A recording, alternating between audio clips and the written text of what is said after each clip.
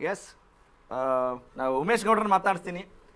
JDS ಈಗೆಲ್ಲ ಅಪ್ಡೇಟ್ಸ್ನ ನೋಡ್ತಾ ಇದ್ರಿ, ಪಾಯಿಂಟ್ಸ್ನ ಗಮನಿಸಿದ್ರಿ. ಇವತ್ತಿನ ಈ ಎಲ್ಲ ಚುನಾವಣಾ ಫಲಿತಾಂಶದ ಈ ಅಲ್ಲೋಲ ಕಲ್ಲೋಲ ಎಲ್ಲವನ್ನು ಗಮನಿಸಿದಾಗ ಈಗ at this point of time ಯಾವುದು ತುಂಬ ನಿಮಗೆ ಟಾಪ್ ಫೈಲಲ್ಲಿ ಏನು ನೋಡ್ತಾ ಇದೆ?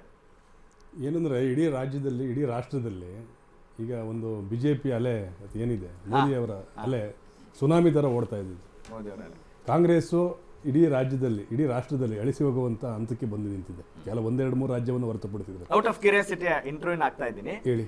ಈಗ ಒಂದು ಪಕ್ಷದ ಜೊತೆಗೆ ನೀವು ಕೈ ಜೋಡಿಸಿದ್ದೀರಿ, ಎಲ್ಲೋ ಅನಿಸ್ತಾ ಇಲ್ವಾ ನಮ್ಮ ಪಕ್ಷದ ಹೆಸರೇ ಇಲ್ವಲ್ಲ ಇಲ್ಲಿ ಅನ್ನೋ ಒಂದು ಬೇಜಾರು ಏನಾದ್ರೂ ಇದೆಯಾ? ಅದೇನಿಲ್ಲ, NDA ಮೈತ್ರಿಕೂಟ ಅಂತಂದ್ಮೇಲೆ ಕರೆಕ್ಟ್ ನಾವು ಅಲ್ಲ, ನಿಮ್ದು ಒಂದು ಸ್ವತಂತ್ರ ಪಕ್ಷ, ಪ್ರಾದೇಶಿಕ ಪಕ್ಷ ಇರಬಹುದು. ಇವತ್ತು ಕರ್ನಾಟಕದಲ್ಲೂ ಆ ಪಕ್ಷದ ಹೆಸರು ಮಾತಾಡ್ತಾ ಇಲ್ಲ. 2 ಉಪಚುನಾವಣೆಗಳಾದ್ವು, ಅದ್ರಲ್ಲಿ ಹೆಸರೇ ತೆಗಿಯಲ್ಲ. ಒಂದ್ ನಿಮಿಷ, ಏನಂತ ಅದ್ರ ಬಗ್ಗೆ ಹೆಮ್ಮೆ ಇದೆಯಾ, ಖುಷಿ ಇದೆಯಾ? ಇಲ್ಲ, NDA ಮೈತ್ರಿಕೂಟದಲ್ಲಿ ನಾವಿರೋದು ಸಂತೋಷ. ನಮ್ಮನ್ನ ಈಗ ಗೌರವಯುತವಾಗಿ ನಡ್ಸ್ಕೊತಾ ಇದ್ದಾರೆ. ನಮ್ಮ ಮಾತುಗಳಿಗೆ ಅಲ್ಲಿ ಆದ್ಯತೆಗಳಿದಾವೆ. ಮೈತ್ರಿಕೂಟ ಅಂತಂದಾಗ ಮೈತ್ರಿ ಸಮನ್ವಯತೆ ಇದೆ, ಮೈತ್ರಿ ಧರ್ಮವನ್ನ ಪಾಲನೆ ಮಾಡಬೇಕು, ಆ ಪ್ರಕಾರವಾಗಿ ನಡ್ಕೋತಾ ಇದ್ದೀವಿ. ನಮ್ಮನ್ನೆಲ್ಲೂ ನೆಗ್ಲೆಕ್ಟ್ ಮಾಡಿಲ್ಲ sir. Okay sir, please go ahead. ಈಗ ಹೇಳಿ, ರಾಷ್ಟ್ರ ಮಟ್ಟದಲ್ಲಿ ಮೋದಿ ಅಲೆ, ಭಾರತೀಯ ಜನತಾ ಪಕ್ಷದಲ್ಲಿ ಜಾಸ್ತಿ. ಇವತ್ತಿನ ಜನರೇಷನ್ ಏನಿದೆ ಸರ್, ಇವತ್ತು ಇಡೀ ರಾಷ್ಟ್ರದಲ್ಲಿ ಇವತ್ತು ಮೋದಿ ಜೊತೆ ಕೈ ಜೋಡಿಸಬೇಕು ಅನ್ನೋದು ಒಂದು ಸಂದೇಶ ಬಂದಿದೆ.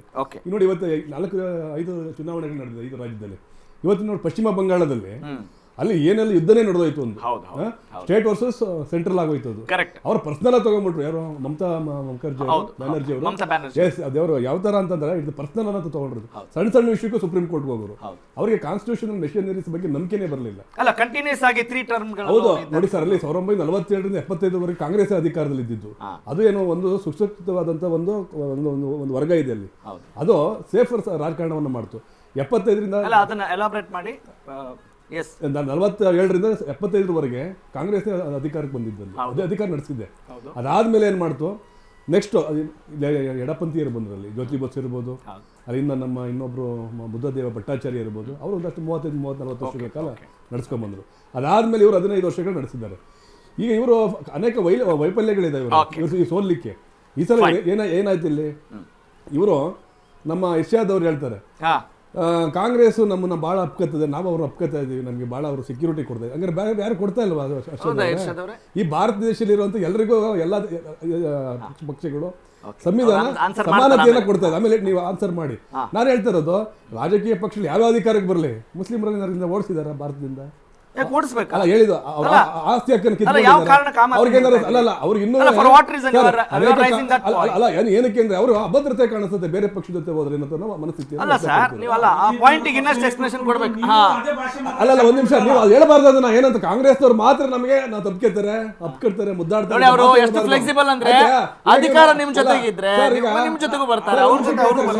ಮುಸ್ಲಿಮರ ಬಗ್ಗೆ ಹೆಚ್ಚಿನ ನಾವು ಆದ್ಯತೆ ಕೊಟ್ಟರು ನಮ್ಮ ಪಕ್ಷ, ನಮ್ಮ ದೇವೇಗೌಡರು. 4% ಮೀಸಲಾತಿಯನ್ನು ಆದ್ಯತೆ ಕೊಟ್ಟರೆ ಯಾಕೆ ಅವ್ರು ನಿಮ್ಮನ್ನ ಸಿಎಂ ಇಬ್ರಾಹಿಂ ಅವ್ರನ್ನ 96 ಅವನ ಕೇಂದ್ರ ಸಚಿವರು ಮಾಡಿದಂತ ಇದೇ ದೇವೇಗೌಡರು. ಜಮೀರ್ ಅಹಮದ್ ಅವರು ಇವತ್ತೇನು ರಾಷ್ಟ್ರ ನಾಯಕರ ಹೊರಹೊಮ್ಮಿದ್ದಾರೆ. ಇದಕ್ಕೆ ರಿಸರ್ವೇಶನ್ ಕೊಟ್ಟವರು ಕೂಡ JDS. ಆಯ್ತಾ, ಅದಾದ್ಮೇಲೆ ರೋಷನ್ ಬೇಗ್ ಅವರನ್ನ ಹೋಮ್ ಮಿನಿಸ್ಟರ್ ಮಾಡಿದ್ದಾರೆ ಇದೇ ದೇವೇಗೌಡರು. ಗಂಗಾವತಿ ಶಾಸಕರಾದ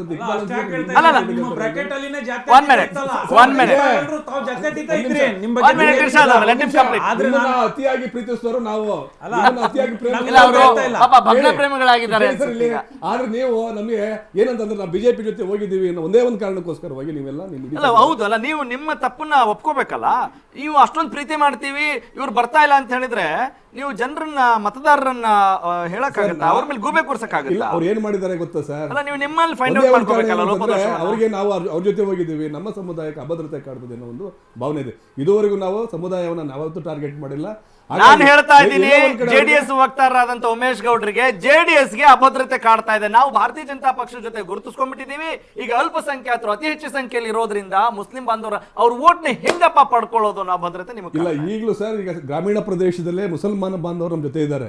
ಅಲ್ಲೇನಾಗಿದೆ ಅಂದ್ರೆ ಪ್ರಮುಖವಾದ ಎರಡು ನೀವೇ ಹೇಳ್ತಾ ಇದ್ದೀರಿ, ಮುಖಂಡರು ರಿಸರ್ವೇಶನ್ ಕೊಟ್ವಿ, ಆದ್ರೆ ಅವ್ರು ಇರಬೇಕಾಗಿತ್ತು ಸರ್, ಅವ್ರು ಅವ್ರ ಜೊತೆ ಇರಬೇಕಾಗಿತ್ತು. ನೋಡಿ, ಈಗ ನೋಡಿ, ಅಲ್ಲಿ ಈಗ ದಾವಣಗೆರೆಯಲ್ಲಿ ಇವತ್ತು ಕಾಂಗ್ರೆಸ್ ಟಿಕೆಟ್ ಕೊಡದೇ ಇದ್ರು ಸರ್, ಅವ್ರ ಜೊತೆ ಇದ್ದಾರೆ ಇವರು. ಆಮೇಲೆ ಇವರ ನಮ್ಮ ಯಾರನ್ನ ಅಫ್ಜಲ್ ಅಲ್ಲ ಏನ್ ರೂಲ್ಸ್ ಇದೆ ಅಲ್ಲ ಜಬ್ಬಾರ್ ಅವ್ರನ್ನ ಒಂದ್ ನಿಮಿಷ ಅಲ್ಲಿ ಗೆಲ್ಲೋ ಅಭ್ಯರ್ಥಿ ಆಗಿದ್ರೆ ಅವ್ರು ಕೊಡ್ತಿದ್ರೇನು ಅವ್ರ ಪಕ್ಷದ ಆಂತರಿಕ ವಿಚಾರ ಸಾಮಾಜಿಕ ಮಾಡ್ಕೊಳ್ತಿದ್ರು. ಸರ್, ನೀವು ಅದನ್ನ ರಾಜಕೀಯ ಕಾಂಗ್ರೆಸ್ ಪಕ್ಷ ಮಾಡ್ಕೊಂಡು ಮಾಧ್ಯಮದ ಮೇಲೆ ಸರ್, ಸಾಮಾನ್ಯ ನೀವು ಕೂರಿಸ್ತಾ ಇಲ್ಲ, ಗೂಬೆ ಕೂರಿಸ್ಕೊಂಡು ಆಟ ಆಡ್ತಾ ಇರೋದು ರಾಜಕೀಯ ಸರ್ ನಾವೆಲ್ಲ ಸರ್ ಅಲ್ಲಿ ಮಾತಾಡಿದ್ದು 87,000 ಓಟ್ ಅಲ್ಲ ನಿಮ್ಮ ಪಕ್ಷದಲ್ಲೂ ಹಾಗೆ ಮಾಡ್ತೀರಾ? ಇಲ್ಲ ಸರ್, ನಿಮ್ಮ ಪಕ್ಷದಲ್ಲಿ ಹಾಗೆ ಮಾಡ್ತೀರಾ? ನಾವು ನೋಡಿ ಈಗ ಅವ್ರನ್ನ ರಾಜ್ಯದ ಅಧ್ಯಕ್ಷರು ಮಾಡಿದ್ದೆ ನಾವು ಬಿಜೆಪಿ ಅಲ್ಲ ಅವ್ರಿಗೆ ಜೆಡಿಎಸ್ ಇಂದ ರಾಜ್ಯ ರೂಲ್ಸ್ ಅಧ್ಯಕ್ಷರು ಇದೆ, ಅವ್ರಿಗೆ ಮಾಡಿದ್ವಿ. ಕೊಡ್ಲೇಬೇಕು ಅಂತ ಏನಾದ್ರು ರೂಲ್ಸ್ ಇದೆಯಾ? ಅಲ್ಲ ಬಹುಸಂಖ್ಯಾತರು ಸರ್ ಅಲ್ಲಿ 87,000 ಓಟ್ ಇದೆ ಕೊಡ್ಬೇಕಲ್ವಾ ಹಂಗಂತ ಸರ್ ಅಲ್ಲಿ? ಅಲ್ಲ ಅದು ಅವ್ರ ಪಕ್ಷ ತೀರ್ಮಾನ ಮಾಡುತ್ತೆ. ಅವ್ರಿಗೆ ಹಾಗಾದ್ರೆ ಇಷ್ಟು ವರ್ಷದ ಮನ್ನಣೆ ರಾಷ್ಟ್ರೀಯ ಪಕ್ಷ ಅವರು ಅಲ್ವಾ? ಅವರ ಇದನ್ನ ವಿಚಾರನ ಬೀದಿ ತಗೊಂಡ್ಬಂದಿದ್ದು ಏನಂತ ಏನಂತ? ನಮ್ 82,000 ಜನ ನಮ್ಮ ಮತದಾರರಿದ್ದೀವಿ, ನಮ್ಮ ಸಮುದಾಯಕ್ಕೆ ಇವ್ರು ನ್ಯಾಯ ಕೊಡ್ಲಿಲ್ಲ, Correct. ಅಲ್ಲಿ ಸಾಕಷ್ಟು ಭಿನ್ನಾಭಿಪ್ರಾಯ ಬಂತು.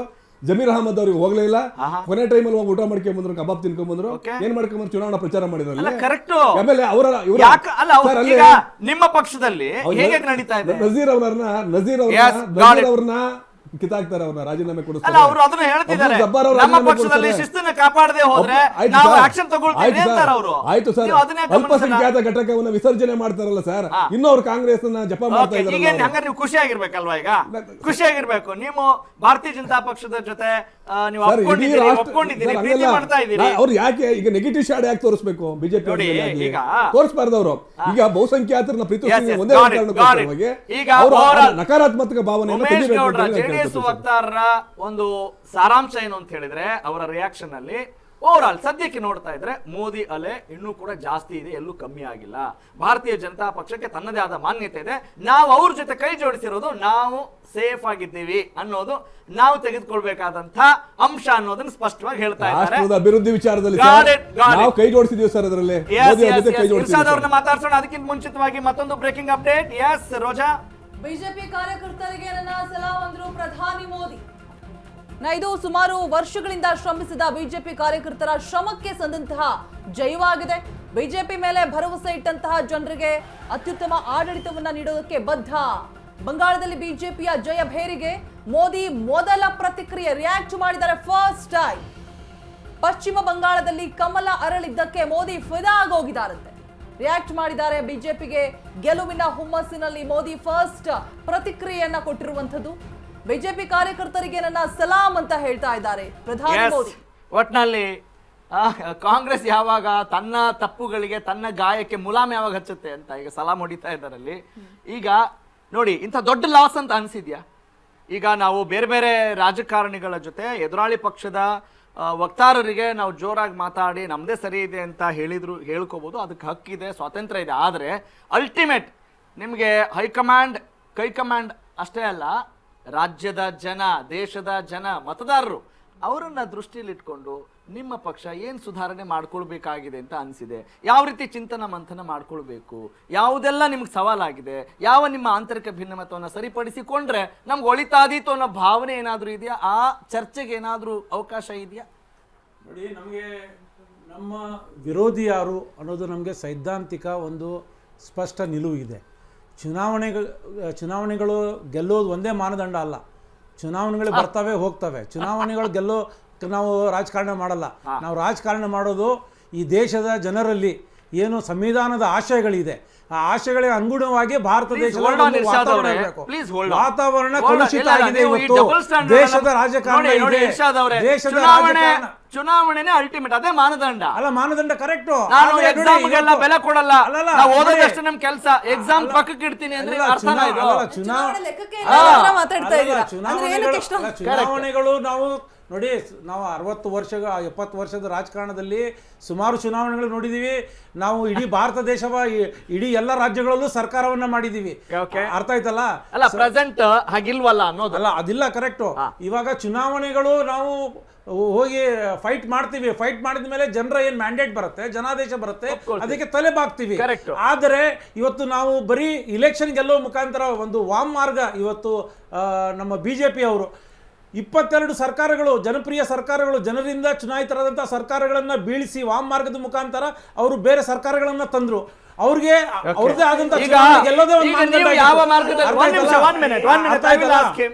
ಇವತ್ತು ಈಗ ಕರ್ನಾಟಕ ಅಲ್ಲ, ಈಗ ನೀವು ರಾಮ ಮಾರ್ಗದಲ್ಲಿ ತಂದಿದ್ದೀರಾ? ಇಲ್ಲ ಹೇಳ್ತಾ ಇದ್ದೀನಿ ಅಲ್ಲ 22 ರಾಜ್ಯಗಳಲ್ಲಿ ಸರ್ಕಾರ ಸರ್ಕಾರಗಳನ್ನ ಇತ್ತಲ್ವಾ? ವಜಾ ಮಾಡಿದ್ದು ಕೀರ್ತಿ ನಿಮ್ದು. ಅಲ್ಲ, ನಿಮ್ಮ ನಾನು ಕಾಂಗ್ರೆಸ್ ಹೇಳ್ತಾ ಇದ್ದೀನಿ. ಸರ್ಕಾರದ ಅವಧಿಯಲ್ಲಿ. ಹೌದಾ? ಹೌದು ಸರ್, ರಾಜ್ಯ ಸರ್ಕಾರಗಳನ್ನ ವಜಾ ಮಾಡಿದಂತ ಅಲ್ಲ, ಕೀರ್ತಿ ಅದಕ್ಕೆ ಅವರು ನಿಮಗೆ ಸಲ್ಲುತ್ತೆ. ಇವರು ಮಾಡಿದ್ದಾರೆ ಅಂತ ಅಲ್ಲ, ಹೇಳ್ತಾ ಇದ್ದೀನಿ. ಅತಿ ಹೆಚ್ಚು ಅಲ್ಲ ನಾನು ಹೇಳ್ತಾ ಇದ್ದೀನಿ ಸರ್, ಅತಿ ಹೆಚ್ಚು ಕೆಲಸ ಮಾಡಿರೋಂಥದ್ದು ಅಲ್ಲ, ಕಾಂಗ್ರೆಸ್ ಅದೇ. ಪಕ್ಷ ಇಡೀ ರಾಜ್ಯದಲ್ಲಿ.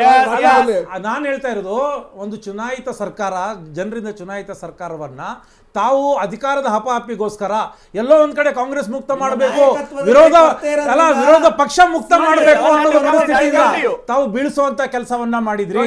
ವಾಮಮಾರ್ಗದ ಮುಖಾಂತರ ಶಾಸಕರನ್ನ ಖರೀದಿ ಮಾಡಿ ಸರ್ಕಾರವನ್ನ ಬೀಳಿಸುವಂತ ಕೆಲಸ ಮಾಡಿದ್ರಿ. ಆ ತರ ಕೆಲಸಕ್ಕೆ ಕಾಂಗ್ರೆಸ್ ಪಕ್ಷ ಹೋಗಲ್ಲ. ನಾವು ಜನರ ಆದೇಶಕ್ಕೆ ಮನ್ನಣೆ ಕೊಡ್ತೀವಿ. ಅರ್ಥ ಆಯ್ತಲ್ಲ? ಯಾರನ್ನು ಕರ್ಕೊಂಬರಲ್ಲ. ಚುನಾವಣೆ ಅಂದ್ರೆ ಏನೋ ನಡಿಬೇಕಲ್ಲ, ನಡೆಯುತ್ತೆ. ಅಲ್ಲ ಸರ್, ಕೋಮುವಾದಿ ಪಕ್ಷದ ಜೊತೆನಲ್ಲಿ ನಮ್ದು ಹೋರಾಟ ನಿರಂತರ. ಯಾಕೆ ಪದೇ ಪದೇ ಬಿಜೆಪಿ ಕೋಮುವಾದಿ ಪಕ್ಷ ಅಂತೀರಾ ಸರ್? ಕೋಮುವಾದಿ ಪಕ್ಷ ಅಲ್ಲ, ಅಲ್ಲ ಸರ್, ಅವ್ರ ಸಿದ್ಧಾಂತ ಕಾಂಗ್ರೆಸ್ ಪಕ್ಷ ಕೋಮುವಾದಿ ಪಕ್ಷ ಸರ್. ಅಲ್ಲ, ಅವ್ರದ್ದು ಒಂದೇ ಸಮುದಾಯವನ್ನು ಸಿದ್ಧಾಂತ ಓಲೈಸಿದೆ ಸರ್. ಒಂದು ವಿಶೇಷ ನಿಜವಾಗಿ ಕೋಮುವಾದಿ ಸಮುದಾಯನ ಕಾಂಗ್ರೆಸ್ ಗುರಿ ಮಾಡಿ ಮಾಡೋದು? ಯಾಕೆ ಭಾರತೀಯ ಜನತಾ ಪಕ್ಷ ಅಲ್ಲ? ಇಲ್ಲ, ಸಾಧ್ಯನೇ ಇಲ್ಲ ಸರ್. JDS ಅಲ್ಲ. ಇಲ್ಲ, ನಾವು ಯಾರು ನೋಡಿ ಸರ್, ಒಂದು ವರ್ಗವನ್ನ ನಾವು ಓಲೈಸ್ತಾ ಇತ್ತಲ್ಲ, ಅದು ಯಾಕೆ ಇವರು ಪರ್ಟಿಕ್ಯುಲರ್ ಗೆ? ಅಲ್ಲ, ಅದೇ ಹೇಳ್ತಾ ಇದ್ದೀನಿ ನಾನು, ಸಾವಿರ ಸಲ ಹೇಳ್ತೇನೆ. ಯಾಕೆ ಮಾಡಬಾರ್ದು ಸರ್ ನೀವು. ಸ್ಪಷ್ಟತೆ ಇದೆ. ಒಂದು ವಿಶೇಷ ಸಮುದಾಯವನ್ನ ಗುರಿ ಮಾಡಿ ಅವ್ರ ವಿರುದ್ಧನೇ ನೀವು ಇದನ್ನ ಮಾಡಿ ಮತಗಳ ಧ್ರುವೀಕರಣ ಮಾಡೋದು, ಪೊಲರೈಸೇಷನ್ ಮಾಡೋದು ಬಿಟ್ರೆ ನೀವೇನು ಮಾಡಕ್ಕಾಗಲ್ಲ. ಏನು ಮಾಡಕ್ಕಾಗಲ್ಲ. ಒಂದು 5-6 ನಿಮ್ಗೆ ರಾಜಕಾರಣನೇ ಮಾಡಕ್ಕಾಗಲ್ಲ. Okay, I got it, I can understand. One minute ನಿಮಗೆ ಕರೆಕ್ಟ್. ಎಲ್ರಿಗೂ ಅವ್ರದೇ ಆದಂತಹ ತಪ್ಪು ಸರಿ ಎಲ್ಲವೂ ಇದ್ದೇ ಇರುತ್ತೆ.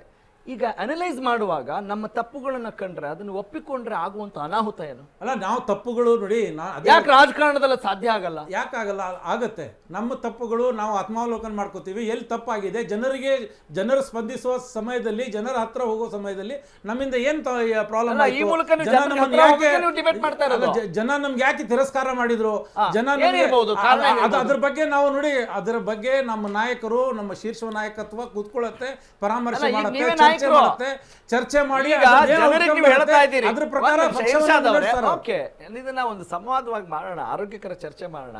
ಈಗಲೂ ಕೂಡ ನೀವು ಜನರ ಮುಂದೆ ಇರೋದು, ನೀವೇ ನಾಯಕರೇ, ಕಾಂಗ್ರೆಸ್ನಿಂದ ಪ್ರತಿನಿಧಿಯಾಗಿ ಇಲ್ಲಿ ಬಂದಿದ್ದೀರಿ ಅಲ್ವೇ? ಹಾಗಾಗಿ ನಿಮ್ಮ ತಪ್ಪುಗಳನ್ನು ಹೇಳ್ಕೊಂಡು ಒಪ್ಕೊಂಡು ಜನ ಯಾವಾಗ್ಲೂ ಅಷ್ಟೇ, ಯಾರು ಟ್ರೂತ್ಫುಲ್ ಆಗಿರ್ತಾರೋ ಅಥವಾ ತಪ್ಪನ್ನು ಒಪ್ಕೊಂಡಾಗ ಬೇಗ ಕ್ಷಮಿಸ್ತಾರೆ. ಅದು ಪ್ರಜಾಪ್ರಭುತ್ವ ಒಂದು ವೈಶಿಷ್ಟ್ಯ. ಅದು ಅರ್ಥ ಆಯ್ತಲ್ಲ? ಹೌದು. ನಮ್ಗೆ ನಮ್ಮಿಂದ ತಪ್ಪಾದ್ರೆ ಅವರು ನಮ್ಗೆ ಸರಿಯಾದ ಪಾಠ ಕಲಿಸ್ತಾರೆ. ಅದು ಅವ್ರಿಗೆ ಮತದಾನದ ಹಕ್ಕು. ಇವತ್ತು SR ಮುಖಾಂತರ ಲಕ್ಷಗಟ್ಟಲೆ ಮತಗಳನ್ನ ಮತದಾರ ಪ್ರೊಸೆಸ್ ಇಂದ ದೂರಿಡುವಂತಹ ಈಗ ರಾಜ್ಯದ 2 ಕ್ಷೇತ್ರಗಳಿಗೆ ನಡೆದಂತ ಉಪಚುನಾವಣೆಯ ಆ ಖುಷಿಯಲ್ಲೂ ನೀವು ಕಳ್ಕೊಳ್ತಾ ಇದ್ದೀರಾ? ಇಲ್ಲ ಅಲ್ವಾ? ಕರೆಕ್ಟ್, ಹೌದಾ? ಈಗ ಅಲ್ಲ, ಮಾತಾಡಿ, ಪರವಾಗಿಲ್ಲ. ನೀವು ಏನೋ ಮನಸ್ಸಲ್ಲಿ ಬೇರೆ ಆಲೋಚನೆ ಮಾಡ್ತಾ ಇದ್ದಂಗೆ ಕಾಣ್ತಾ ಇದೆ. ಯಾಕಂದ್ರೆ ಈ ಪ್ರಯಾಸದಾಯಕ ಗೆಲುವು ಅಂತೀರಾ? ಇಲ್ಲ, ಪ್ರಯಾಸದಾಯಕ ಅಲ್ಲ. ನಾವು ಹೇಳ್ತಾ ಇದೀನಲ್ಲ, ನಮ್ಮ ಮಾನ್ಯ ಮುಖ್ಯಮಂತ್ರಿಗಳು ಏನು ಜನಪರ ಕಾಳಜಿ ಇಟ್ಕೊಂಡು ಏನು ಕಾರ್ಯಕ್ರಮಗಳನ್ನು ಕೊಟ್ಟರು, ಏನು ಸಾಮಾಜಿಕ ನ್ಯಾಯದ ಅಡಿನಲ್ಲಿ ಇವತ್ತು ಕಾರ್ಯಕ್ರಮ ಕೊಟ್ಟಿದ್ವಿ, ಅದು ಸಮಾಜದ ಕಟ್ಟ ಕಡೆಯ ನಾಗರಿಕನಿಗೆ ತಲುಪಿದೆ. ನಾವು ಗ್ರೌಂಡ್ ಅಲ್ಲಿ ಹೋಗಿ ನೋಡಿದಾಗ ಅವರಿಂದ ಬಂದಂತಹ ರಿಯಾಕ್ಷನ್ ನೋಡಿ ನಮ್ಗೆ, ನಾವು ಅಶ್ವಸ್ಥರಾಗಿದ್ವಿ. ನಾವು ಈ ಎರಡೂ ಉಪಚುನಾವಣೆಗಳು ಅತ್ಯಂತ ಒಂದು ಮಾರ್ಜಿನ್ ಇಂದ ಗೆಲ್ತೀವಿ ಅಂತ. ಒಂದು 20-25 ಸಾವಿರ ನಾವು ದಾವಣಗೆರೆಯಲ್ಲಿ ಬರಬೇಕಾಗಿತ್ತು. ಸ್ವಲ್ಪ ಮಾರ್ಜಿನ್. ಇದೇ ನೋಡಿ, ಇದೇ ಪಾಲಿಟಿಕ್ಸ್ ಅಂತ ಹೇಳೋದು. ಯಾಕಂದ್ರೆ ಎಲ್ರಿಗೂ ಗೊತ್ತಿದೆ